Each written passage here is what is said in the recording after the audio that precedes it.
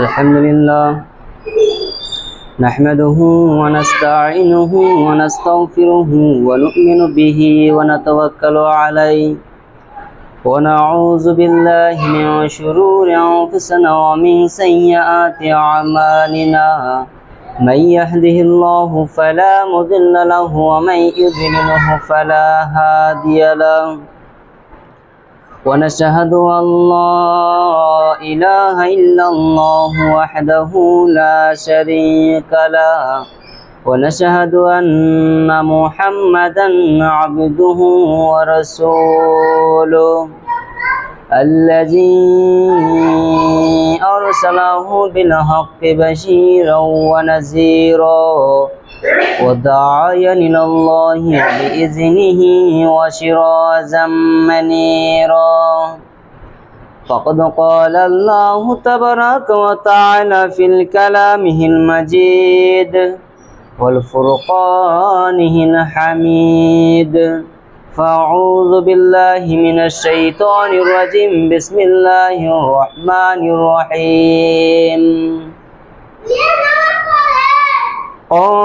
قاف القرآن المجيد بل عاجبوا أن جاءهم منذر منهم فقال الكافرون هذا شيء عجيب أإذا متنا وكنا ترابا ذلك رجع بعيد قد علمنا ما تنقص الأرض منهم وعندنا كتاب حفيظ الحمد لله যাবতীয় প্রশংসা সে মহান আল্লাহ পাকের জন্য, যিনি আমাদের ত্রাণকর্তা, যিনি আমাদের পালনকর্তা। জগতে যাহা কিছু রয়েছে একমাত্র আল্লাহ সুবহানাহু ওয়া তাআলার জন্যই। কাজেই তার প্রশংসা করে আমরা শেষ করতে পারি না, তাই ছোট্ট একটি বাক্যের দ্বারা সমর্পণ করে নিচ্ছি সকল বলে আলহামদুলিল্লাহ। তারপরে আমরা বিশ্বনবী আহমদ মুস্তাফা মুহাম্মদ মুস্তাফা সাল্লাল্লাহু আলাইহি সাল্লামের উপর শত সহস্র দরুদ ও সালাম বর্ষিত হোক, সকল বলে সাল্লাল্লাহু আলাইহি সাল্লাম। আজকের সংক্ষিপ্ত সময়ে আলোচনা করব আত্মসাৎ সম্পর্কে ইনশাআল্লাহুল আজিজ। আত্মসাৎ এমন একটি পাপ, যদি কোনো ব্যক্তির আমলনামায় ঢুকে যায় তাহলে এই ব্যক্তি যে জান্নাতে যাবে এ কথা একেবারেই মিথ্যা কথা, যতক্ষণ পর্যন্ত না ওখান থেকে ফিরে না আসবে। আর আত্মসাৎ শব্দটি আমরা খুবই চিনতে পারি, কেননা যদিও একটি বড় পাপ, আমরা জেনে বুঝে অথবা কেউ কেউ না জেনে এই আত্মসাতের সাথে আমরা কি থাকি, আমরা জড়িত থাকি। আর যে জড়িত থাকার ক্ষেত্রে বা জন্য আমাদের যে আমলনামা, এই আমলনামায় যে নেকি রয়েছে এই নেকির ভ্যালু চলে যায়, তখন আর নেকির ভ্যালু থাকে না। আর যে আত্মসাৎ রয়েছে, এই আত্মসাৎ আপনি যদি খেয়াল করেন দেখতে পাবেন যে দুই একজন বাদে প্রত্যেকজন মানুষের আমলনামার ভিতরে, অর্থাৎ তার জীবনের তার চরিত্রয় এই আত্মসাৎ নামের যে শব্দটি রয়েছে তা আমরা দেখতে পারি। মানুষ ছোট হোক বড় হোক, আমরা দেখি যে এই মানুষের সাথে আত্মসাতের যে ক্ষেত্র রয়েছে এই ক্ষেত্রের সাথে তারা জড়িত হয়ে থাকে। আর যদিও এই আত্মসাৎ এক বিশাল পাপ, কিন্তু আমরা বুঝি না এই ক্ষেত্রে। এখন আপনাকে একেবারে সহজ ভাষায় বলছি যে এই আত্মসাৎ কত বড় পাপ, আর যদি কোনো ব্যক্তি আত্মসাৎ করে নেয় তাহলে তার কত বড় ক্ষতি হয়। তারপর আপনাকে বলে নিচ্ছি যে এই যে আত্মসাতের যে বিষয়টি রয়েছে এই বিষয়টি মানুষই করে, কেননা মানুষের সাথে জড়িত রয়েছে শয়তান। আর শয়তান সব সময় রেডি থাকে কিভাবে মানুষকে আমি ওয়াসওয়াসা দিয়ে ভুল কাজ করাতে পারি। যেমন আপনার চুরি রয়েছে, যেমন আপনার ছোট ছোট মানুষের সাথে মিথ্যা কথা রয়েছে, এই যেগুলো পাপ রয়েছে এগুলো পাপ যখন মানুষকে শয়তান করায় তখন শয়তানকে সফলকামী মনে করে না। কেন মনে করে না? কারণ শয়তান ভাবে যে কোনো ব্যক্তি যে মিথ্যা কথা বলে, কোনো মানুষ যদি কারোর ক্ষেত্রে আপনার মিথ্যা সাক্ষী দেয় তাহলে এই ব্যক্তিটি জাহান্নামে চলে যাবে না, কেন আল্লাহ তাকে মাফ করে দিতে পারে। যদি তাকে এমন কোনো পাপ করানো যায় যে পাপ আল্লাহ ক্ষমা করবে না, আল্লাহ নিজে মানা করে দিয়েছেন যে এই পাপ আমি কোশ্চিন কালেও ক্ষমা করব না, এমন পাপ যদি এই বানি আদমকে দিয়ে করানো যায় তাহলে আমি সফল। কেন? সে যে জাহান্নামে যাবে এটা আমি একেবারে নিশ্চিত হয়ে গিয়েছি। ঠিক শয়তান তাই করে। দেখা যায় যে শয়তান মানুষের ভিতরে ঢুকে ঢুকে মানুষের রগে রগে ঢুকে রক্তের সাথে মিশে গিয়ে মানুষকে এই বিশাল আকারে আপনার কাবিরা গুনাহ যে আত্মসাৎ রয়েছে, এই আত্মসাতের সাথে মানুষকে জড়িত করে দেয় কে? এই শয়তান। কারণ শয়তান মানুষের পিছনে সব সময় লেগে থাকে। আর আপনি খেয়াল করবেন যে এই আত্মসাতের সাথে মানুষ সব থেকে বেশি জড়িত থাকে কোন ক্ষেত্রে? তাহলে আপনি দেখবেন টাকার ক্ষেত্রে। একটি ক্ষেত্রে আল্লাহ রাসূল সাল্লাল্লাহু আলাইহি ওয়াসাল্লাম বলেছেন, তার পূর্বে আপনি খেয়াল রাখবেন যে মানুষ সব থেকে বেশি দুর্বল হয় দুইটি ক্ষেত্রে। একটি হচ্ছে টাকা আর একটি হচ্ছে নারী। যেখানে আপনার টাকা রয়েছে বা যেখানে নারী রয়েছে, এই দুইটি ক্ষেত্রে মানুষ সব থেকে দুর্বল হয়। যেমন নারী কোনো বিষয় যদি চলে আসে, পুরুষ দেখো যে মিথ্যা কথা বলতেও বিন্দুমাত্র দ্বিধাবোধ করে না। আর যেখানে টাকার কথা আসে, মিথ্যা কথা ছেড়ে দিলাম, আত্মসাৎ ছেড়ে দিলাম, এমনকি মানুষকে হত্যা করতেও দ্বিধাবোধ করে না। কেন? ব্যাপার যে টাকা। মোট কথা সব পাপের পিছনে রয়েছে একটি আপনার গডফাদার, তার নাম হচ্ছে এই ইবলিস শয়তান। অর্থাৎ ইবলিস শয়তান প্রত্যেকটা বানি আদমের আপনার রগে রগে ঢুকে রক্তের সাথে মিশে গিয়ে তাদেরকে ওয়াসওয়াসা দেয়। এই জন্য তো আল্লাহ রাসূল সাল্লাল্লাহু আলাইহি ওয়াসাল্লাম বলছেন যে হে সাহাবীরা শোনো, প্রত্যেক মানুষকে শয়তান ওয়াসওয়াসা দেয়, প্রত্যেক মানুষকে শয়তান ক্ষতি করে। এই কথা বলার সাথে সাথে সাহাবীরা বলে, আল্লাহর নবী আপনাকে কি শয়তান ওয়াসওয়াসা দেয়? আপনাকে কি শয়তান ক্ষতি করে? যখন এই কথা আল্লাহ নবীকে বলল সাহাবীরা পাল্টা, তখন আল্লাহ নবী বলছে যে শয়তান আমার কাছে ইসলাম গ্রহণ করছে। শয়তান আল্লাহ নবীর কাছে ইসলাম গ্রহণ করে নিয়েছে। তার মানে কি? অর্থাৎ তার মানে হলো যে আল্লাহ নবীকে শয়তান ওয়াসওয়াসা দিতে পারে না। ওয়াসওয়াসা দিব তো দূরের কথা, আল্লাহ নবীকে ওয়াসওয়াসা যে দিবে এই চিন্তাও করতে পারবে না শয়তান। একবার আল্লাহ নবী আপনার তাহাজ্জুদের নামাজ পড়ার জন্য দাঁড়িয়েছে, ঠিক এমন সময় আপনার শয়তান আগুন নিয়ে আল্লাহ রাসূল সাল্লাল্লাহু আলাইহি ওয়াসাল্লামের কাছে হাজির। যখনই আল্লাহ নবী শয়তানকে দেখলেন, সাথে সাথে শয়তানকে ধরে ফেললেন। ধরে ফেলে আল্লাহ নবী ধারণা করছে যে আমি এখন শয়তানকে এই মসজিদের খুঁটির সাথে বেঁধে দিব। এই কথা চিন্তা করছে, কেননা সকালবেলায় আপনার ছেলেমেয়েরা কি করবে, এর সাথে খেলবে, লাঠি জুতা মারবে। তো আল্লাহ নবী চিন্তা করলেন যে একে কি করা যায়, একে বেঁধে রাখি, সকালবেলা গোটা আমার যে উম্মত রয়েছে, আমার সাহাবারা রয়েছে, এরা একে দেখে নিবে শয়তান কি রকম। যখনই এই চিন্তা আল্লাহ নবীর মাথায় আসলো, সাথে সাথে আল্লাহ নবী বলল, ওহো, এই ক্ষমতা তো আল্লাহ নবী সুলাইমানকে দিয়েছিলেন। নবী সুলাইমান আল্লাহকে বলেছিল, হে আল্লাহ তুমি আমাকে এমন ক্ষমতা দাও যে ক্ষমতা পৃথিবীর কোন মানুষকে তুমি দাও নাই। আল্লাহ নবী সুলাইমানকে এমন ক্ষমতা দিল যে কি, যে নবী সুলাইমান প্রত্যেকটা জিনকে সে খাটিয়ে কাম করাতো। নবী সুলাইমানের যে সৈন্য বাহিনী ছিল, জিন ছিল, জিনকে কানে ধরে নবী সুলাইমান জিনদেরকে দিয়ে আপনার কাম করাইতো। যেভাবে আপনার এই যে ফিলিস্তিনে বাইতুল মাকদেস রয়েছে, এই বাইতুল মাকদেস নবী সুলাইমান এই জিনদেরকে দিয়ে কাম করিয়ে এই বাইতুল মাকদেস বানিয়েছিল, যে বাইতুল মাকদেস নিয়ে আপনার ইসরায়েলের সাথে লড়াই। তো যাই হোক, এই যে আপনার জিন রয়েছে, এই জিনেদেরকে পাকড়াও করার, মারার, তাদেরকে শাস্তি দেওয়ার যে ক্ষমতা রয়েছে, এটা একমাত্র নবী সুলাইমানের রয়েছে। তো এখন আল্লাহ নবী ভাবতেছে যে এখন যদি আমি এই শয়তানকে বেঁধে দেই, তাহলে শয়তানকে শাস্তি দেওয়ার যে ক্ষমতা, এই ক্ষমতা আমার কাছে এসে গেল। আর নবী সুলাইমান তো ছোট হয়ে যাবে, নবী সুলাইমানের সম্মান তো কমে যাবে। আর আমি নবী হয়ে কি করে করতে পারি এক নবীর আপনার সম্মানে মানহানি? আমি করতে পারি না। তো কাজে কি করলো আল্লাহ নবী? শয়তানকে ছেড়ে দিল। না না না, আমি শয়তানকে বেঁধে রাখতে পারবো না। দেখেন যে একজন নবী আর একজন নবীর প্রতি কতটুকু সতর্ক থাকে, যে তার জীবনে যতগুলো কাজ করেছে, তার জীবনে যত দোয়া করেছে, ওই ক্ষেত্রে জানি আমি কাজ করে, তার নিয়মে আমি কাজ করে জানি তাকে ছোট না করি। আর আমরা ওই নবীর উম্মত। কোন নবীর উম্মত? যে নবীর উম্মতের ক্ষেত্রে হযরত আনাস বলছে যে আল্লাহ নবীর বাড়িতে আমি 10 বছর আমি কাজ করেছি। আল্লাহ নবীর বাড়িতে আমি 10 বছর কাজ করেছি। আর ওই 10 বছর থাকাকালীন আল্লাহ নবী কোনদিন আমাকে বললো না, আনাস ওয়ালা লিমা সানাতা ওয়াল্লাহ আল্লাহ সানাতা, আনাস তুমি এই কাজ কেন করলে, আনাস তুমি এই কাজ কেন করলে না।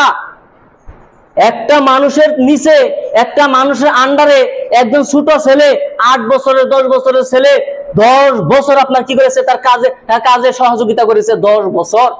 আর ওই ছোট ছেলে বলতেছে আল্লাহ নবী কোনোদিন আমাকে ধমক দিল না, ধমক তো দেওয়ার দূরের কথা, কোনোদিন এই কথা বললো না যে আনাস ওয়ালা লিমা সানাতা ওয়ালা আল্লাহ সানাতা, আনাস তুমি এই কাজ কেন করলে, এই কাজ কেন করলে না। ওই নবীর উম্মত আমরা, যে নবী প্রত্যেকটা ক্ষেত্রে তিনি সতর্ক রয়েছেন, আমার দ্বারাই যেন কারো ক্ষতি না হয়, আমার দ্বারাই যেন কারো কষ্ট না হয়, আমার দ্বারাই যেন কারো মানহানি না হয়। ওই মানুষ হয়েই আমরা দেখছি যে আমাদের দ্বারাই মানুষের ক্ষতি হয়। ওই নবীর উম্মত হয়েই আমরা দেখছি আমরা মানুষের ক্ষতি করতেছি। ওই নবীর উম্মত হয়ে আমরা সবসময় মিথ্যা কথা বলি। তার মানে নবীর যে চরিত্র, নবীর যে আদর্শ আমাদের ভিতরে ঢুকে নাই। তো যাই হোক, ওদিকে যাব না।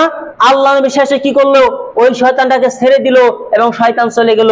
আর আল্লাহ সুবহানাহু ওয়া তাআলা সূরা আলী ইমরান আয়াত নম্বর 161 এর মধ্যে বলতেছেন যে ওমা কানা লিনাবিয়্যিন আইয়াগুল্লাহ, কোন নবীর জন্য এটা শোভনীয় নয়, কোন নবীর জন্য এটা মানায় না যে কোন নবী কারো সম্পত্তি আত্মসাৎ করবে। কোন নবীর জন্য এটা কোনোদিন মানায় না। এটা তার যে আপনার রয়েছে, সম্মান রয়েছে, তার যে ক্যারেক্টার রয়েছে, এই ক্যারেক্টারের সাথে যায় না যে কি করবে সে অন্য কোনো মানুষের নবীরই হোক বা কোনো সাহাবারই হোক বা তার যে উম্মত রয়েছে, গোটা জাতি রয়েছে, এই জাতির ক্ষেত্রেই হোক, এই নবীর জন্য মানায় না যে সে কি করবে অন্য কারো সম্পত্তি আত্মসাৎ করবে, অন্য কোনো ব্যক্তির কোনো বস্তু মেরে দিবে। এটা কোনো নবীর জন্য মানায় না। তার মানে আমরা বুঝলাম কি এই আয়াতের দ্বারায় যে পৃথিবীতে যত নবী এসেছিল, অর্থাৎ 1,24,000 অথবা 2,24,000 এই যে নবী এসেছিল, এই নবীদের কোন নবীর চরিত্রই একথা আপনি লেখা দেখবেন না যে কি যে কোন নবী কোন মানুষের সাথে আপনার আত্মসাৎ করেছে, কোন মানুষের আপনার সম্পত্তি মেরে দিয়েছে, তার সাথে কোনো জুলুম করেছে, এই কাজ করে। এই জন্য তো আবু হুরায়রা রাদিয়াল্লাহু তাআলা আনহু থেকে বর্ণিত, তিনি বলছেন যে আল্লাহ রাসূল সাল্লাল্লাহু আলাইহি ওয়াসাল্লাম বলেছেন, আল্লাহ নবী বলছেন যে আপনার প্রত্যেকজন মানুষের চরিত্র আপনি যদি খেয়াল করে দেখতে চান, তাহলে আপনি ডাইরেক্টলি দেখবেন যে মুনাফিক আর মুসলিম এই দুইটির মাঝে পার্থক্য। আয়াতুল মুনাফিকিস সালাসা, আল্লাহ নবী বলছেন যে আয়াতুল মুনাফিকিস সালাসা, আপনার মুনাফিকের চরিত্র হলো 3টি। আর মুনাফিক আপনাকে হিন্দু ধর্মে খুঁজে পাবেন না, আপনি মুনাফিক হিন্দু ধর্মে গিয়ে খুঁজে পাবেন না, খ্রিস্টান ধর্মে গিয়ে খুঁজে পাবেন না, আপনার ইহুদি রয়েছে তাদের মাঝে খুঁজে পাবেন না। মুনাফিক কোথায় রয়েছে? মুনাফিক রয়েছে মুসলিমদের মাঝে। মুনাফিক এমন একটি জাতি, মুনাফিক এমন একটা দল, যে দল পৃথিবীর কোন জাতির ভিতরে খুঁজে পাওয়া যাবে না একমাত্র মুসলিম ছাড়া। যে মুনাফিক মুসলিমদের ভিতরে রয়েছে, মুসলিমদের সাথে নামাজ পড়ে, এরাই হচ্ছে মুনাফিক। তাহলে আপনি মুনাফিক কিভাবে খুঁজবেন? আল্লাহ নবী প্রথমে বললেন যে ইজা হাদ্দাসা কাযাবা, যখনই কথা বলে মিথ্যা কথা বলে, কথায় কথা মিথ্যা কথা বলে, মনে করবেন এর ভিতরে মুনাফিকের চরিত্র রয়েছে। ভালো মানুষ, নামাজি মানুষ, মানুষের সাথে ভালো ব্যবহারই করে, কিন্তু দেখা যায় যে কথায় কথা মিথ্যা কথা বলে। আর ফোনে কথা বলছে, আরে কোথায় আছো, আরে রয়েছে এখন আপনার খরমা, বলতেছে আমি বরকটা পাইলামি। এইভাবে প্রত্যেকটা ক্ষেত্রে কোনো মানুষ তাকে জিজ্ঞাসা করবে, সেখানেও মিথ্যা কথা চলতেছে, সেখানেও মিথ্যা কথা। আপনি দেখবেন এক কথা সহজ ভাবে যে কথায় কথায় যারা মিথ্যা কথা বলে এরাই হচ্ছে মুনাফিক। 2 নম্বর আল্লাহ নবী বলছেন তাহলে কি, ওয়াইজা ওয়াদা আখলাফা, যখনই সে কোনো মানুষের সাথে ওয়াদা করে খিলাফ করে দেয়, অর্থাৎ কথা দিয়ে কথা রাখে না। বলছে যে ভাই তোর কাছে আমি 70,000 টাকা, ভাই তুই কবে দিবি টাকা বল। বলছে ভাই আমি তোমাকে কথা দিলাম আগামী শুক্রবার আসার পূর্বেই আমি তোমাকে এই 70,000 টাকা ফিরে দিব, আমি তোকে ওয়াদা করলাম তোমার সাথে। দেখা গেল ওই যে আগামী শুক্রবার 3 বছর পার হয়ে গেল, ওই আগামী শুক্রবার আসলো না। এই যে কথা দিয়ে কথার আপনার খিলাফ করলো, ওয়াদা খিলাফ করলো। আল্লাহ নবী এতেও বলছে যে এই হচ্ছে মুনাফিক, এর ভিতরে মুনাফিকের চরিত্র। আর এই যে মুনাফিক, এই মুনাফিকের যে চরিত্র অন্য ধর্মে পাওয়া যাবে না। 3 নম্বরে চলে আসেন, আল্লাহ নবী বলছেন 3 নম্বর আল্লাহ নবী বলছেন ওয়া আতুমিনা খান, মানে যারা আপনার আমানতের খেয়ানত করে এরাই হচ্ছে মুনাফিক। আমানতের খেয়ানত মানে আপনার কাছে কোনো একটি বস্তু রাখা হলো, আপনার কাছে কোনো বস্তু রাখা হলো আর ওখান থেকে আপনি কিছু সংখ্যক বস্তু মেরে দিলেন, একে বলা হয় যে ওয়াদা, আপনার একে বলা হয় কি যে আমানতের খেয়ানতকারী ব্যক্তি। মানে আপনাকে একেবারে সহজ ভাষায় বলছি, ধরে নেন যে আমি এই সমাজের প্রেসিডেন্ট বা যে ক্যাশিয়ার রয়েছে, ক্যাশিয়ার আমি এই সমাজের, এখন গোটা সমাজের টাকা আমার কাছে রাখছে। এখন এই যে টাকা রাখলো, এই টাকায় থেকে যদি 1 পয়সা যদি আপনার লড়চড় হয়ে যায়, 1 পয়সা মানে 1 বস্তা যদি এই সমাজে আমার কাছে ধান রাখে, আর 1 বস্তা ধানের 1 কেজি নয়, আধা কেজি নয়, 100 গ্রাম নয়, একটি ধান যদি ওখান থেকে লড়সড় হয় তাহলে আমি আমানতের খেয়ানত করলাম। আর আল্লাহ নবী আমাকেই বলছে এই 3 শ্রেণীর ব্যক্তি হচ্ছে মুনাফিক। যে ব্যক্তি কথায় কথায় মিথ্যা কথা বলে, যে ব্যক্তি কথা দিয়ে কথা রাখে না, আর যে ব্যক্তির কাছে কোনো ব্যক্তি কোনো বস্তু রাখলো আর সেখান থেকে সে মেনে দিল, সেখান থেকে আত্মসাৎ করলো, এই 3 শ্রেণীর মানুষ হচ্ছে মুনাফিক।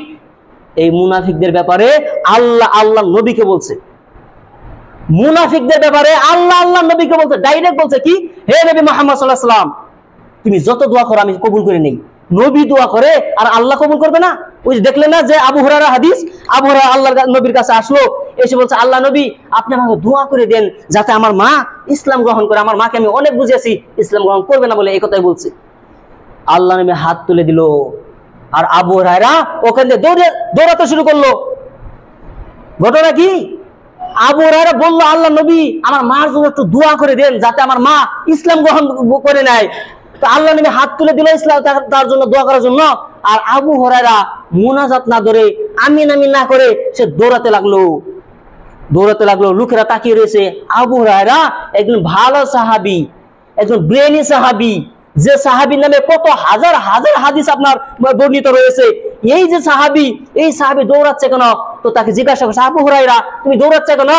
বলছে যে আল্লাহ নবী আমার মার জন্য দোয়া করতেছে যে আমার মা যেন মুসলিম হয়, কাজে আমি দেখতেছি যে আমার আগে আল্লাহ নবীর দোয়া আমার বাড়িতে পৌঁছাই না আল্লাহ নবীর দোয়ার পূর্বে আমি আমার বাড়ি যে পৌঁছাই। তার মানে কি আগে বাড়ি গিয়ে পৌঁছাতে পারে, আল্লাহ নবীর দোয়া না আমি? এই জন্য দৌড়াচ্ছি। বাড়িতে পৌঁছালো, বলছে মা, তখন বলছে বাড়িতে প্রবেশ করুন আবু হুরায়রা, আমি গোসল করতেছি। কারণ আমরা জানি যে ব্যক্তি ইসলাম গ্রহণ করে তাকে গোসল করতে হবে, তাকে পাক হতে হবে, পবিত্র হতে হবে। আবু হুরায়রার মা ইসলাম গ্রহণ করে গোসল করতেছে।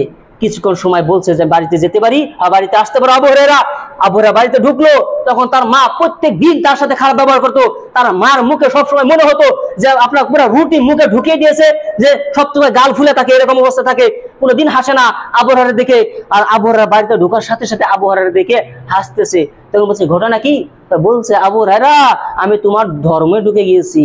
তার মানে আবু হুরায়রা ঘর পৌঁছানোর পূর্বে আল্লাহ নবী দোয়া তার বাড়ি পৌঁছে গেছে। তার মানে আমরা বুঝতে পারলাম যে আল্লাহ নবী হাত তুলতে দেরি, দোয়া কবুল করতে দেরি হয় না। আর এই আল্লাহ নবীকে আল্লাহ বলছেন হে নবী মুহাম্মদ তুমি যদি আমার কাছে এই মুনাফিকদের ব্যাপারে 70 বার দোয়া করো তবুও আমি এই মুনাফিকদেরকে ক্ষমা করব না। চিন্তা করেন কোন মুনাফিক? যে ব্যক্তি কথা মিথ্যা কথা বলে। কোন মুনাফিক? যে ব্যক্তি আপনার কথা দিয়ে কথা রাখে না। যে ব্যক্তি বলে যে আমি কাল তোমাকে টাকা দিব আর সে টাকা দেয় না, আমি কাল তোমার সাথে দেখা করব, সে দেখা করে না। ওই ব্যক্তিকেই আল্লাহ নবী মুনাফিক বলছে। যে ব্যক্তি নাকি আপনার কি করে, যে ব্যক্তির কাছে কোনো সম্পত্তি রাখা হলো, দশের বস্তু রাখা হলো, আর ওই ব্যক্তি দশের সম্পত্তি থেকে এক বিন্দু মাত্র সুই পরিমাণ ওই সম্পত্তির ভিতরে একটি সুই ঢুকিয়ে দিলে আর সুই বের করে আনার পরে যেটুকু আপনার 1 মিলি সেকেন্ডের মতন একটি ছোট্ট একটি জাররা পরিমাণ বস্তু থাকে, ওই জাররা পরিমাণ বস্তু যদি আপনার 10-এর সম্পত্তি থেকে মেরে দেয় তাহলে ওই ব্যক্তি কোশ্চিন কালেও আল্লাহ জান্নাতে যাবে না। মুনাফিক দেখেন আল্লাহ নবীকে বলছে যে তোমার নাগাল নবী, তুমি আমার বন্ধু, আর তোমার নাগাল নবী যদি 70 বার দোয়া করে, একবার নয়, দুইবার নয়, 70 বার দোয়া করে, তার মানে অধিক বোঝানো হয়েছে। আপনি দেখবেন যে আরবিকের ক্ষেত্রে কিছুমান ক্ষেত্রে বেশিরভাগ 70 ব্যবহার হয়। একজন লোক জান্নাতে যাবে, তাকে 70 জন স্ত্রী দেওয়া হবে, 72 জন স্ত্রী দেবে, মানে 70-72 ব্যবহার করছে। একজন লোক শহীদ হয়েছে, তাকে 70 জন মানুষ সুপারিশ করার সুযোগ দেওয়া হবে, মানে 70 ব্যবহার। তার মানে কি 70 মানে অধিক বোঝানো হয়েছে, 70 থেকে বেশি হতে পারে। তার মানে 70 বার, 1000 বার, 2000 বার যদি তুমি দোয়া করো তবু এই মুনাফিকদেরকে ক্ষমা করবো না। কেন করবেন আল্লাহ? আল্লাহ এত রাগ কেন হলো এই মুনাফিকদের উপরে? কেন জানেন? যখন আল্লাহ নবী হলো, নবী হওয়ার পর আল্লাহ নবী দেখা গেল যে ইসলাম প্রচার করতেছে। আর ইসলাম পড়ার সময় কিছু কিছু দল রয়েছে মুসলিম, আমি কিন্তু পূর্বে বলছি মুনাফিক মুসলিম হয়। মুসলিম নামাজ পড়ে আল্লাহ নবীর সাথে, নামাজ পড়ার পর আল্লাহ নবী বলছে হে সাহাবীরা শোনো, আজ যুদ্ধ করতে হবে, তাবুকের যুদ্ধ, আর ওখানে রোমানদের সাথে যুদ্ধ করতে হবে, চলো আমার সাথে। তখন ওই মুসলিমদের ভিতরে যারা মুনাফিক তারা মনে মনে মন মালিন্য লাগলো, এখন কি হবে রে? রোমান যারা শক্তিশালী সৈন্য, এই শক্তিশালী সৈন্যর সাথে আমরা কিভাবে যুদ্ধ করতে পারি? যে রোমানের সাথে আপনার হিরাক্লিয়াস রয়েছে, যে তাদের বাদশা, এদের সাথে কি যুদ্ধ করা সহজ ব্যাপার? তাদের সাথে যাওয়ার সাথে সাথে আমাদের পিটিয়ে হাড়গুলো ভেঙে দিব, এই রোমানদের সাথে আমরা যুদ্ধ করতে পারবো? তো তারা বলছে না না না না, যুদ্ধে যেতে যাওয়া যাবে না, কাজেই কি কর, কোনো বুদ্ধি বের কর কিভাবে যুদ্ধ থেকে বিরত থাকা যায়। আল্লাহ নবী কিছু কিছু মুনাফিক, আল্লাহ নবী তো আর জানেন না যে এরা মুনাফিক, আল্লাহ নবী তার কাছে গেল, কিছু কিছু মুসলিমদের কাছে গেল, চলো আমরা যুদ্ধে যাব। তখন বলছে, আল্লাহ নবী আমার মেয়ের বিবাহ, আমরা যেতে পারবো না। আর জিজ্ঞাসা করলো, চলো। আল্লাহ নবী আমার ফসল পেকে গেছে, আমি তো যেতে পারবো না। তোমার আমার কোমর বিষ, তোমার পেট বিষ, আমার মাথা বিষ, আমার এই সমস্যা, তোমার এই সমস্যা। এই যে মুনাফিকদের দল, এই মুনাফিকদের দল আল্লাহ নবীর সাথে যুদ্ধে গেল না। এরা যখন যুদ্ধে চলে গেল সাহাবীদেরকে নিয়ে আল্লাহ নবী, তখন তারা এই কাফেরদের কাছে গিয়ে বলতেছে, হ্যাঁ তোমরা যুদ্ধে গেতেছো রোমানদের সাথে, যাও তোমাদের পিটিয়ে হাড়াগুড়া ভেঙে দিবে, রোমানদের সাথে যুদ্ধ করবা। যখন তারা রোমানদের সাথে যুদ্ধ করে যুদ্ধ জিতে আপনার জয়ী হয়ে ফিরে আসলো, তখন তারা পুনরায় দৌড়িয়ে এই মুসলিমদের পূর্বে এই মুনাফিকরা আল্লাহ নবীর কাছে এসে হাজির। আল্লাহ নবী যদি আমার মেয়ের বিবাহ না থাকতো আমি কি গেতাম না? আমি পূর্বে গেতাম। আল্লাহ নবী যদি আমার কোমর বিষ না থাকলো, পেট বিষ না থাকতো, হ্যাঁ আমার ফসল যদি না থাকতো, আমি কি এই যুদ্ধে না যেয়ে থাকতে পারতাম? আমি আপনার সবের পূর্বে আমি যেতাম। এইভাবে এই মুনাফিকরা আল্লাহ নবীর কাছে এসে হাত মিলায়। এদের অন্তরের খবর কি আল্লাহ জানে না? আল্লাহ জেনেই এই মুনাফিকদের ব্যাপারে আল্লাহ রাগ হয়ে বলছিল যে এই মুনাফিকদের ব্যাপারে যদি তুমি 70 বার দোয়া করো তবু এই মুনাফিকদেরকে ক্ষমা করবো না।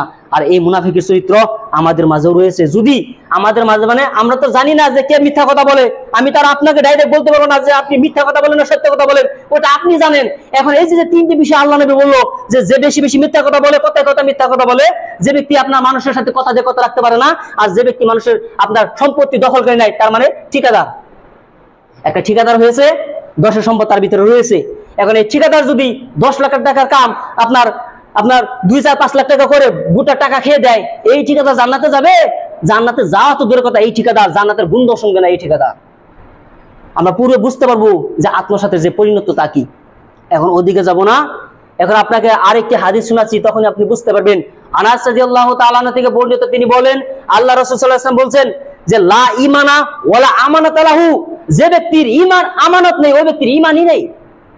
মানে আপনার কাছে কোনো বস্তু রাখা হলো, আর এই বস্তু থেকে যদি আপনি বিন্দু মাত্র আত্মসাৎ করে দেন, বিন্দু মাত্র রেখে দেন, তাহলে আপনি মুসলিম হতে পারে টুপির দ্বারাই, আপনি মুসলিম হতে পারে পাঞ্জাবির দ্বারাই, আপনি মুসলিম হতে পারে দাড়ির দ্বারাই, কিন্তু মুসলিম হয় আপনার এই লেবাসের দ্বারাই নয়, মুসলিম হয় ইমানের দ্বারাই। একটা ব্যক্তি দাড়ি না কাটতে পারে সে ইমানদার হতে পারে, একটা ব্যক্তি টুপি আপনার পাঞ্জাবি না পড়তে পারে সে ইমানদার হতে পারে, কিন্তু ইমানদার ওই ব্যক্তি হয় যার ভিতরে ইমান রয়েছে।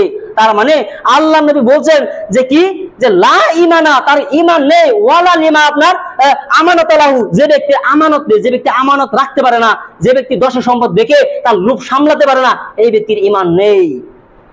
তারপর বলছেন যে ওয়ালা ওয়াদা খিলাফা, 2 নম্বর বলছেন যে যে ব্যক্তির আপনার যে ব্যক্তির কাছে আপনার কথা দিল আর সে কথা রাখতে পারলো না, ওয়াদা খিলাফ করলো, ওই ব্যক্তির দ্বীনই নেই। ওয়ালা দীনা লিমান লা আহাদা লাহু, যে ব্যক্তি আপনার ওয়াদা রাখতে পারে না, কথা দিয়ে কথা রাখতে পারে না, তার দ্বীনই নেই। দ্বীনই নেই মানে সে মুসলিমই না, তার সাথে মুসলিম ধর্মের সাথে কোনো সম্পর্ক নাই। এখন আপনি দেখেন আপনার সাথে মিলিয়ে যে আপনি কি মানুষের সাথে কথা দিয়ে কথা রাখতে পারেন? যদি রাখতে পারেন আলহামদুলিল্লাহ, মাশাআল্লাহ, খুব ভালো। আর যদি না রাখতে পারেন তাহলে ফিরে আসতে হবে, কারণ তওবার দরজা খোলা রয়েছে। এমন নয় যে আপনার খুব জুলুম হচ্ছে আপনার সাথে আর আপনি এই পাপ থেকে আপনি বিরত পাবেন না, এরকম নয়। কাজে কি হতে হবে, আমাদেরকে ওখান থেকে ফিরে আসতে হবে। যখন এই 2টি হাদিস রয়েছে, এখন আপনাকে যে ভয়ানক ভয়ানক হাদিস রয়েছে ওদিকে আমরা চলে যাব। ভয়ানক হাদিস কিভাবে হতে পারে আপনি শুনে নিন। আব্দুল্লাহ ইবনে আমর রাদিয়াল্লাহু তাআলা থেকে বর্ণিত, তিনি বলছেন যে আল্লাহ রাসূল সাল্লাল্লাহু আলাইহি ওয়াসাল্লাম যে কোনো যুদ্ধে যায়, প্রত্যেকটা যুদ্ধের দিকে ফিরে আসে যে গানিমতের মাল রয়েছে, অর্থাৎ কোন কাফেরের সাথে লড়াই হলো আর কাফের পরাজিত হয়ে গেল, আর পরাজিত হয়ে তাদের যে সম্পত্তি রয়েছে, তারা সম্পদ নিয়ে এসেছিল, উট নিয়ে এসেছিল, ছাগল নিয়ে এসেছিল, খাদ্যবস্তু নিয়ে এসেছিল, এই যে গানিমতের মালগুলো রয়েছে এগুলো সব তারা নিয়ে আসে। নিয়ে আসার পর এখানে 5টি ভাগ করা হয়, 5 ভাগ করে 1 ভাগ গানিমতের যে জায়গা রয়েছে ওখানে রাখা হয়। কেন? পরে যেগুলো আপনার সাহাবা রয়েছে তাদের বাড়িতে যদি আপনার আকাল এসে যায়, হ্যাঁ আপনার তাদের বাড়িতে যদি এরকম সম্পদের হাহাকার লেগে যায়, তখন ওখান থেকে দেওয়া হবে। কাজে 1 ভাগ রাখা হয় আর বাকি 4 ভাগ সাথে সাথে তাদেরকে ভাগ করে দেওয়া হয়। এই ভাগ করার পূর্বে আল্লাহর নবী প্রত্যেক যুদ্ধের পরে হযরত বিলালকে বলে, বিলাল তুমি যাও ওই জায়গায় দাঁড়িয়ে তুমি গোটা জাতিকে শুনিয়ে দাও, গোটা লোকদেরকে জানিয়ে দাও যারা যারা এই যুদ্ধে গিয়েছিল, আর যুদ্ধের ময়দান থেকে তোমরা যা সম্পত্তি গানিমতের মাল হিসেবে কুড়িয়ে নিয়ে এসেছিল সব এখানে জমা করো। এই কথা ঘোষণা দিত কে? হযরত বিলাল। একদিনের ঘটনা, আল্লাহ রাসূল সাল্লাল্লাহু আলাইহি ওয়াসাল্লাম যুদ্ধ থেকে আসলো। যুদ্ধ থেকে আসার পর বিলালকে বললো, বিলাল যাও যাও ঘোষণা করে দাও। সাথে সাথে বিলাল ওখানে গিয়ে ঘোষণা দিল যে যার কাছে যা রয়েছে যুদ্ধের ময়দানে পেয়েছো সবকিছু এসে আল্লাহ রাসূল সাল্লাল্লাহু আলাইহি ওয়াসাল্লামের সামনে জমা করো। এই কথা বলার সাথে সাথে প্রত্যেকটা সাহাবী দেখা গেল পিঁপড়ার মতন তারা দৌড়ে চলে আসলো, যে যা কিছু পেয়েছিল সবকিছু এনে আল্লাহ রাসূল সাল্লাল্লাহু আলাইহি ওয়াসাল্লামের সামনে হাজির করে দিল। কখন? ভাগ করার পূর্বে, বন্টন করার পূর্বে জমা দিল। আল্লাহ নবী ভাগ করা শুরু করতেছে, ভাগ করবে। ঠিক এমন সময় আধা ঘন্টা পরে, 25 মিনিট পরে ধরে নিন, এরকম কিছু সময় পরে একটি সাহাবী যে তার হাতে সামান্য চুলের রশি নিয়ে আল্লাহ রাসূল সাল্লাল্লাহু আলাইহি ওয়াসাল্লামের কাছে হাজির হয়েছে। চুলের রশি নিয়ে হাজির হয়েছে। আল্লাহ নবী, এই যে রাখেন চুলের রশি, এই চুলের রশি আমি যুদ্ধের ময়দানে পেয়েছিলাম, ওখান থেকে আমি নিয়ে এসেছি। তখন আল্লাহ নবী বলছে যে বিলাল যে ঘোষণা করে দিল যে যার কাছে যা রয়েছে তুমি জলদি নিয়ে আসো, তুমি কি বিলালের ঘোষণা শোনো নাই? তখন বলছে, হ্যাঁ বিলালের ঘোষণা তো শুনলাম। তো তখন তোমাকে কে বাধা দিয়েছিল? তুই তখন কেন নিয়ে আসলো না? আল্লাহ নবী তার উপর রাগান্বিত হয়ে গেছে। যখন রাগান্বিত হয়ে গেছে তখন সে কারণ জানালো। হাদিসে কারণ উল্লেখ নেই, হাদিসে সিলুপ এতটুকু রয়েছে যে সে কোনো একটি কারণ দেখালো। কি হতে পারে? সে পেশাব পায়খানায় গিয়েছিল, হতে পারে সে কোনো বিপদে পড়ে রয়েছিল, হতে পারে কোনো কিছুকে খাদ্য দিয়েছিল, খাদ্য শেষ হয় নাই, এই জন্য আসতে পারে। কারণ দেখালো আল্লাহ নবীকে। তখন আল্লাহ নবী বলছে যে এই যে তুমি চুলের রশি নিয়ে এসেছ, এই চুলের রশি এখন আমি নিব না, তুমি কিয়ামতের মাঠে নিয়ে আসো। তার মানে মানুষ যখন মরে টাকা পয়সা নিয়ে যায়, কিচ্ছু নিয়ে যায় না। আল্লাহ নবী যে বললো যে এই তুমি চুলের রশি কিয়ামতের দিন নিয়ে আসবা, তার মানে কিয়ামতের দিন কি যখন এই ব্যক্তি মারা যাবে এর কবরে কি রশি দেওয়া হবে? রশি দেওয়া হবে না। তার মানে এই জান্নাতেই যাব না। কতটুকু সময় আত্মসাৎ করেছিল? আধা ঘন্টা সময় ফিরিয়েই দিয়েছিল, কিন্তু আধা ঘন্টা সময় আত্মসাৎ করেছিল, যার কারণে জাহান্নামে তার ঠিকাদারদের কি হবে আপনি চিন্তা করেন। ওইসব মসজিদের আপনার প্রেসিডেন্ট সেক্রেটারি কি হবে যারা আপনার 10 টাকা মেরে খায়? ওইসব এমএলএ, আপনার এমপি, ওইসব আপনার যে প্রেসিডেন্ট সেক্রেটারি অঞ্চলের, তাদের অবস্থা কি হবে? ওইসব নেতাদের কি হবে যারা 10 টাকা মেরে খায়? আপনি চিন্তা করেন। জান্নাত তো যা দূরের কথা, জান্নাতের গন্ধ আপনার 500 বছরের নিকটবর্তী জায়গা দিয়ে আপনার জান্নাতের গন্ধ যায়। মানে মোটামুটি আপনার 499 এরকম সামথিং কিবা দূর আপনার জান্নাত থেকে জান্নাতের সুগন্ধি যায়। তার মানে 500 বছর দূরে থাকলে জান্নাতের সুগন্ধি পাবে না। তার মানে এরা তো জান্নাতে যাবে না যারা 10 টাকা মারছে, জান্নাতের গন্ধ কোনোদিন পাবে না এইসব নেতারা। যাই হোক, ওদিকে যাব না। এই লোকটি, এই সাহাবীটি কি করেছিল? শুধুমাত্র আধা ঘন্টার কারণে একটি চুলের রশি, এই রশিতে কি হবে? এই রশি আত্মসাৎ করার কারণে আল্লাহ নবী বলছে এটা এখন নিতে পারবো না, কাল কিয়ামতের দিন এটা নিয়ে আসো। তার মানে কিয়ামতের দিন তার নেকি দিয়ে সে জাহান্নামে চলে যেতে হবে। 2 নম্বর হাদিস দেখেন, এটা হাদিসই খুব বড় হাদিস না, বড় হাদিস সামনে রয়েছে যে কি আত্মসাতের পরিণতি। আল্লাহ রাসূল সাল্লাল্লাহু আলাইহি ওয়াসাল্লামের কাছে একদল লোক আসলো। আসার সাথে সাথে আল্লাহ নবী বলছেন যে এই লোক শহীদ হয়েছে, তো কাজে এই লোক জান্নাতে যাবে। আল্লাহ নবী বলছে কাল্লা, কখনোই জান্নাতে যাবে না। সাহাবীরা গরম হয়ে গেল, সাহাবীদের হতাশ লেগে গেল। এমন কি ব্যাপার? এই লোকটি তো আমাদের সাথে যুদ্ধ করেছে, আর এই ব্যক্তি যুদ্ধ করলো, আর এই ব্যক্তি জান্নাতে যাবে না? এটা কথা হতে পারে? আমরা তো জানি একজন শহীদ ব্যক্তি জান্নাতে চলে যাবে, আর আল্লাহ নবী বলতেছে এই ব্যক্তি কোনোদিন জান্নাতে যাবে না। আল্লাহ নবী কেন জান্নাতে যাবে না এই কথা না জিগে তার কাছে ফলো করে দেখলো এই ব্যক্তি যুদ্ধের ময়দান থেকে একটি গানিমতের মাল ভাগ করার পূর্বে একটি সাধারণ চাইদ্য আত্মসাৎ করেছিল, যে চাইদ্য আত্মসাৎ করার কারণে শহীদ হয়েও জান্নাতে যেতে পারে না। যে শহীদ 70 জন মানুষকে বেছে বেছে জান্নাতে নিবে, তাকে আল্লাহ সুপারিশ করার অধিকার দিয়ে দিয়েছে। একজন লোক যদি ধর্মের জন্য মৃত্যুবরণ করে, তার গোষ্ঠীতে যত জাহান্নামী লোক রয়েছে সে বেছে বেছে জান্নাতে নিয়ে যাবে। তার মা জাহান্নামী, তাকে জান্নাতে নিয়ে যাবে। তার বাপ জাহান্নামী। এভাবে গুনে গুনে 70 জন মানুষকে একজন শহীদ জান্নাতে নিবে। আর এই শহীদ হওয়ার পরেও আল্লাহ নবী বলছে এই ব্যক্তি জান্নাতে যাবে না। কেন? একটা শুধুমাত্র চাইদ্দার আত্মসাৎ করেছিল, চাইদ্দার আত্মসাৎ করে জাহান্নামে। এটা খুব বড় হাদিস না, হাদিস সামনে। তাহলে কি একদল লোক আপনার খাইবারের যুদ্ধ করে, এই খাইবারের যুদ্ধ করে তারা দৌড়িয়ে আসতেছে, এসে আল্লাহ নবীর সামনে বসে বসে হিসাব দিতেছেন যে আল্লাহ নবী অমুক লোক মরছে, মানে ফুলানুন শহীদুন। আরবিতে ফুলানুন শব্দ দিয়ে বোঝানো হয় অমুক।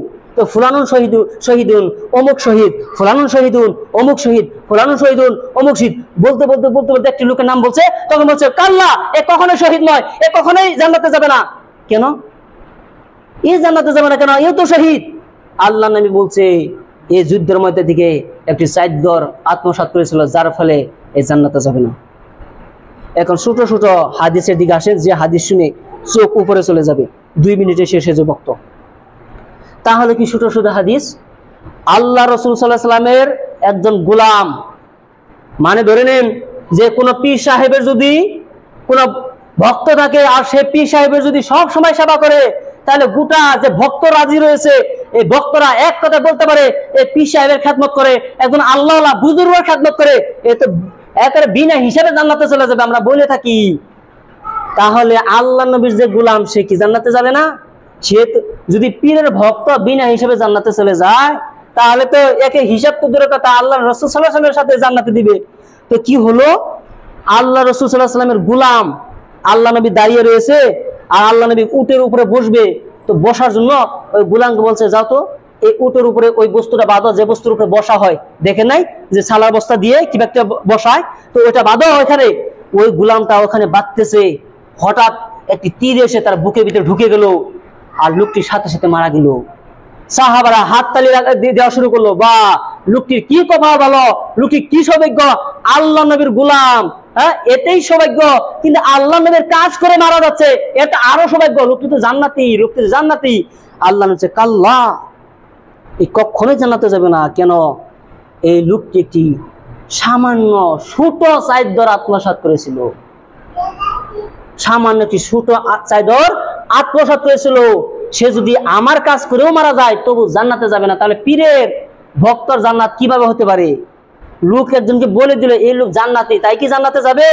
আল্লাহ নবীর গোলাম আল্লাহ নবীর কাজ করে যদি জান্নাতে না যেতে পারে, কেন? আত্মসাৎ করেছে। সব থেকে ছোট হাদিস, এর থেকে ছোট হাদিস আমি আর এই আত্মসাতের ভিতরে খুঁজে পাই নাই। তা হলো কি? তা হলো আল্লাহ রাসূল সাল্লাল্লাহু আলাইহি ওয়াসাল্লাম বললেন, যখন এই গোটা বর্ণনা সাহাবীদের সামনে দিল, প্রত্যেকটা সাহাবীর বাড়িতে যা কিছু রয়েছিল তারা সকলেই আল্লাহ নবীর কাছে এনে হাজির দিচ্ছে। আল্লাহ নবী, এই যে একটি কাপড় আমি আত্মসাৎ করেছিলাম, মানে যুদ্ধ থেকে নিয়ে নিয়েছিলাম, আমি দিব এই জন্য রেখে দিয়েছিলাম। আল্লাহ নবী এই চাদর রাখেন, আল্লাহ নবী এক মাথা টুপি রাখেন, আল্লাহ নবী এই রাখেন ওই রাখেন। তখন দেখা গেল কিছু কিছু সাহাবী জুতার ফিতা 2টি নিয়ে আসছে, 2টি জুতার ফিতা এনে আল্লাহ রাসূল সাল্লাল্লাহু আলাইহি ওয়াসাল্লামের কাছে জমা দিয়েছে। আল্লাহ নবী, এই যে দেখেন 2টি জুতার ফিতা আমি রেখে দিয়েছিলাম, সাহাবীদের পরে রয়েছিল, কাফেরদের পরে রয়েছিল, আমি রেখে দিয়েছিলাম, এই যে রাখেন। তখন আল্লাহ নবী বলছে, যদি কোনো ব্যক্তি এক সামান্য জুতার ফিতা আত্মসাৎ করে, ওই ব্যক্তি আল্লাহর জান্নাতে যাবে না। জুতার ফিতা, কোন মানুষ তার জ্ঞান থাকা সত্ত্বে কোন মানুষের জুতার ফিতা কোনোদিন আত্মসাৎ করবে না। জুতার ফিতা কি আর মানুষ মেরে দেয় মানুষের? তার মানে এক বিন্দু পরিমাণ বস্তু যদি কোনো ব্যক্তি আত্মসাৎ করে দেয়, মেরে দেয়, রেখে দেয়, তাহলে ওই ব্যক্তি আল্লাহর জান্নাতে যাবে না। একে যদি ধরে নিয়ে কাবা শরীফের ভিতরে কবর দেওয়া হয় আর 70,000 বার যদি হজ করা হয় তো ও জান্নাতে যাবে না। এখন আপনি বলবেন আল্লাহ যে বলছে তওবা করলে মাপ, আল্লাহ বলবে যে এখান থেকে আমি সারেন্ডার, আমি নিজেকে নিজে সারেন্ডার বানিয়ে দিয়েছি। কি দিয়ে? ইন্নী হারামতু যুলমা আলা নাফসি। বানি আদম শোনো, আমার বান্দারা তোমরা শোনো, ইন্নী হারামতু যুলমা আলা নাফসি, আমি নিজেকে নিজের উপর হারাম করে দিয়েছি। কি? জুলুম করাকে। মানে একজন লোকের তুমি বস্তু নিয়ে আত্মসাৎ করে দিলা, একটা সমাজের 10 জনের পয়সা নিয়ে তুমি আত্মসাৎ করে দিলা, আর এখন যদি আমি তোমাকে ক্ষমা করে দেই তাহলে গোটা সমাজের উপরে আমি জুলুম করলাম না? আমি জুলুম করলাম। আর এই যে জুলুম, এই জন্য আমি বলছি যে আমি নিজেকে নিজেই বলে নিয়েছি, আমি আল্লাহ নিজেকে নিজেই বলে নিয়েছি কি আমি নিজের উপরে কোনোদিন জুলুম করব না। কাজে এখন যদি আমি তোমাকে পাপ মাফ করে দেই তাহলে তো আমি তোমার উপরে তার উপরে জুলুম করলাম। কাজে বান্দার হক বান্দার কাছে ফিরিয়ে দাও। যদি তুমি জিনা করতা মাফ করে দিতাম, সুদ খেতা মাফ করে দিতাম, ঘুষ খেতা মাফ করে দিতাম, নামাজ পড়ো নাই মাফ করে দিব, হ্যাঁ তুমি মানুষের মিথ্যা কথা বলছো মাফ করে দিব, মানুষের সম্পদ মেরে মানুষের আপনার মিথ্যা কথা সাক্ষী দিয়েছ মাফ করে দিব, তুমি মানুষকে এই ক্ষতি করেছো মাফ করে দিব, ওই ক্ষতি করেছো মাফ করে দিব, সব মাফ করে দিব। কিন্তু যেখানে মানুষের হক, মানুষের সম্পত্তি, আমার সম্পত্তি না, এটা মানুষের সম্পত্তি, তুমি মেরে দিয়েছো, আর ওখানে কি আমি মাফ করবো? ওখানে আমার কোনো হাত নাই। কিয়ামতের দিন একটা হাদিস বলে শেষ করবো, এই বক্তব্য শেষ হয়ে যাবে, বিষয়টি শেষ হয়ে যাবে। একটা হাদিস, কিয়ামতের দিন এই সব আত্মসৎকারী লোক হাজির হবে কিয়ামতের দিন। যখন হাজির হবে তখন গোটা মানুষ তাদের দিকে তাকিয়ে থাকবে, সে বুঝতে পারবে না আমার দিকে তারা কেন তাকায়। তখন দেখতে পাবে তার পিছনে সাইনবোর্ডে লেখা রয়েছে যে কি আত্মসাৎ ঘাতক, আত্মসাৎ লুবি, এভাবে তার পিছনে লেখা থাকবে। কি গোটা কিয়ামতের ময়দান লোক তাদেরকে তাকাবে, তাদের চোখে পড়ে যাবে এই লোকটি আত্মসাৎ করেছিল, এই লোকটি অমুকের এই বস্তু আত্মসাৎ করেছিল। কারো কারো মাথায় আপনার থাকবে কাপড়ের টুপলার মতন টুপলা, কারো কারো মাথায় আপনার এমন হবে যে কুঠের মতন চিৎকার দিয়ে তারা বের হয়ে আসবে, কিয়ামতের দিন হাজির হবে। কারো কারো এমন অবস্থা হবে গরুর মতন আওয়াজ করে তারা কিয়ামতের দিন পৌঁছাবে। কারো কারোর আওয়াজ হবে আপনার মানুষের আওয়াজের মতন, এইভাবে আওয়াজ করে তারা কিয়ামতের দিন হাজির হবে। আর এই গোটা আত্মসাৎ লোকদেরকে আল্লাহ জাহান্নামে ঢুকিয়ে দিবে, কোনো চিন্তা কথা হবে না। এখন আল্লাহ নবী সাহাবীদেরকে জিজ্ঞাসা করছে, সাহাবীরা তোমরা বলতে পারো সব থেকে গরিব মানুষকে? সাহাবীরা বলতেছে, আল্লাহ নবী যার বাড়িতে কোনো টাকা নাই, যার বাড়িতে খাওয়ার বস্তু নাই, এই তো সব থেকে গরিব। আল্লাহ নবী বলছেন, না, এই ব্যক্তি কোনো গরিব না, এই ব্যক্তি তো সুখেই রয়েছে। গরিব কে জানো? গরিব ওই ব্যক্তি যে ব্যক্তি পাহাড় পাহাড় নেকি নিয়ে কিয়ামতের দিন হাজির হবে, আর তার মেয়ে তার ওখানে যা উপস্থিত হবে যে আল্লাহ ইনি আমার বাপ, ইনি আমাকে সম্পত্তি দেয় নাই, এ আমার সাথে আত্মসাৎ করে রেখে দিয়েছে আমার সম্পত্তি। ইনি আমার ভাই, ইনি আমাকে সম্পত্তি দেয় নাই, এ আত্মসাৎ করে আমার সম্পত্তি রেখে দিয়েছে। এমন করে ইনি আমার অমুক লাগে, এভাবে করে গোটা মানুষ তার কাছে আসবে। আর সে আত্মসাৎ মানুষের সাথে আত্মসাৎ করেছিল, এই আত্মসাৎ করার কারণে তার এই পাহাড় পাহাড় নেকি, যে এত নেকি জান্নাতে যাওয়ার জন্য লাগবেই না, এত নেকি নিয়ে হাজির হবে। আর এই নেকি তাদেরকে ভাগ করে দিতে দিতে দিতে দিতে একটি সময় নেকি শেষ হয়ে যাবে, কিন্তু তাদের চাওয়া শেষ হবে না। তখন ওই সব লোকেদের পাপ তাকে দিয়ে তার উপরে বহন করিয়ে একে জাহান্নামে ঢুকে দিবে। এর থেকে গরিব আর কে হতে পারে? তোমরা বলো। যে ব্যক্তি জান্নাতে যাওয়ার জন্য পারফেক্ট নেকি রয়েছে, এত নেকি লাগবেই না, জান্নাতে চলে যাবে, এই নেকি থাকা সত্ত্বেও এই লোকটি জাহান্নামে চলে যাবে কেন? শুধুমাত্র লোকেদের সম্পত্তি আত্মসাৎ করেছে। কাজে সর্বশেষে এতটুকু কথা, যে তা কি, তা হলো যদি কোনো লোক কোনো মানুষের টাকা মেরে খেয়ে থাকে, এখন পথ কি? মেরে তো খেয়ে দিয়েছি, এখন পথ কি? যদি যার টাকা আপনি মেরে খেয়েছেন আর সে যদি বেঁচে থাকে, লজ্জা শরম বেঁচে দিয়ে তার কাছে যেতে হবে, তার হাতে টাকা দিয়ে ফিরে দিতে হবে, তার কাছে মাপ চেতে হবে যে টাকা মেরে দিয়েছিলাম, বুঝি নাই, দিন ধর্ম বুঝি নাই, শুধুমাত্র দুনিয়ার মধ্যে রয়েছিলাম, এখন ইসলামের কিছু বুঝতেছি, তো আমি আপনার সাথে ভুল করছি, আপনি দিয়ে দিলাম। যদি আপনি 10 টাকা মেরে থাকেন, তাহলে সমাজে দাঁড়িয়ে আপনাকে বলতে হবে যে আমি 10 জনের কাছে মাপ চাচ্ছি, এই টাকা ফিরে দিচ্ছি, আপনারা আপনাকে মাফ করে, না হলে এই লোকটি জানাজা হবে না। আল্লাহ নবী হচ্ছে কোনো ব্যক্তি ঋণ থাকা অবস্থায় তার লাশ কবরে যেতে পারে না, যতক্ষণ পর্যন্ত ঋণ না মারবে ততক্ষণ পর্যন্ত তার লাশ বাইরে থাকবে। যদিও শিয়াল কুকুর চিলে খাবে তার লাশ, তথাপিও যদি ঋণ থাকে তার লাশ কবরে যাবে না। তাহলে আপনি দেখে যে আপনার ঋণ রেখে আপনি মরতে পারেন না, কাজে আপনাকে মাপ চেতে হবে। যদি এমন হয় যে আপনি একজনের টাকা মেরে দিয়েছেন আর লোকটি মারা গিয়েছে, এখন কি হবে? এখন তো তাকে ফিরে দেওয়ার কোনো সুযোগ নাই। এখন আপনাকে কি করতে হবে? এই টাকা কোনো ফকিরকে তার নামে দান করতে হবে, তার নামে দান করবেন আর বলতে হবে, আল্লাহ এই টাকাটা আমি তাকে ফিরিয়ে দিলাম, এই টাকা যে বিনিময় আপনি তাকে পৌঁছে দিবেন। কেননা একটি সহিহ বুখারীর হাদিসে আমরা বুঝতে পেরেছি যে একটি লোক একজন মানুষের কাছ থেকে 1000 স্বর্ণমুদ্রা ধার নিয়েছিল। সে স্বর্ণমুদ্রা ধার নেওয়ার পর এই লোকটি চলে এসেছিল সাগর পার হয়ে। যেদিন ডেট দিয়েছিল, ওয়াদা দিয়েছিল, ওই দিন আমি টাকাটা ফিরিয়ে দিব, ওই দিন আপনার সাগর পারে এসে দেখছে, আপনার নদীর পারে এসে দেখছে যে কোনো নাও নাই। এখন আমি এই নদী, বিশাল নদী, ব্রহ্মপুত্রের মতো নদী, এটা তো সাঁতরে পার হওয়া যাবে না। তো সে কি করলো? ধার নাই, এখন নাও নাই, নৌকা নাই, আমি কিভাবে পার হবো? তার টেনশন হয়ে গেল, সে তো নদীর পার থেকে যাচ্ছে না। না আমি ওয়াদা দিছি, আমি কি করা যায়? তখন লোকটি কি করলো? নদীর পাড়ে দেখছে যে পানির মধ্যে একটি কাঠের টুকরা ভাসতেছে, সে কাঠের টুকরাকে উঠিয়ে কাঠটা ফুটা করে ওই কাঠের ভিতরে ওই টাকা 1000 স্বর্ণমুদ্রা ওখানে রেখে ওইখানে একটা চিঠি লিখে ওই কাঠের ভিতরে ভরে বন্ধ করে দিয়ে ভাসিয়ে দিয়েছে। আল্লাহ, ওই দিন লোকটি আমাকে বলেছিল তোমাকে যে আমি টাকা দিব, সাক্ষী দাও। তখন আমি বলেছিলাম আমার সাক্ষী আল্লাহই যথেষ্ট। লোকটি মেনে নিয়েছিল। লোকটি বলছে যে আল্লাহ থেকে বড় সাক্ষী পৃথিবীতে হতে পারে না। লোকটি বলছো একদম তো লিখিত সাক্ষী হতে হবে, লিখিত সাক্ষীকে নিয়ে আসো। লোকটি বলেছিল, আল্লাহ তুমি আমার লিখিত সাক্ষী, তোমাকে আমি সাক্ষী রাখলাম, ওই দিন আল্লাহ তোমাকে সাক্ষী বানিয়েছিলাম। আল্লাহ এই যে তুমি সাক্ষী, এই যে আমি 1000 স্বর্ণ মুদ্রা এই কাঠের ডুমের ভিতরে ভরে আমি ভাসিয়ে দিলাম, লোকটি যেন পায়। ভাসিয়ে দিল। ওই লোকটিকে ডেট দেওয়া হয়েছিল, ঠিক টাইমে লোকটি ওই ঘাটে পৌঁছেছিল যে লোকটি এখানে নৌকা দিয়ে এসে আমাকে টাকা দিবে।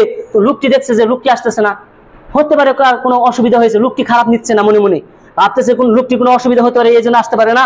তো লোকটি চলে যাবে, হঠাৎ মনে বললো আরে কাঠের ডুমটা নিয়েই যাই, আমার স্ত্রী এটা আগে খন্ড করে সে জাল দিতে পারবে, আগুন জ্বালাতে পারবে। তো কাঠের ডুমটা কষ্ট করে বাড়িতে নিয়ে গেল, বাড়িতে নিয়ে যখন এটা ফাটিয়ে দিয়েছে, তো ভিতর থেকে 1000 স্বর্ণ মুদ্রা বের হয়ে গেল, চিঠিটা বের হয়ে গেল, দেখলো যে এই এই এই এই ঘটনা। তখন বলছে যে আল্লাহ তোমার থেকে শ্রেষ্ঠ সাক্ষী পৃথিবীর আর কেউ হতে পারে না। তো যদি ওখানে হয় এখানে কেন হবে না? মোট কথা, সহজ কথায় আপনাকে বলেছি, যদি কোনো ব্যক্তির আপনি টাকা মেরে থাকেন আর এই লোকটি যদি মারা যায়, তাহলে ওই লোকটির নামে আপনি টাকাটা দান করে দেন আর আল্লাহর কাছে তওবা করেন, আল্লাহ তাকে যেন পৌঁছে দাও, আমার ভুল হয়েছে মাফ করে দাও, এভাবে করবেন। যে যাই হোক।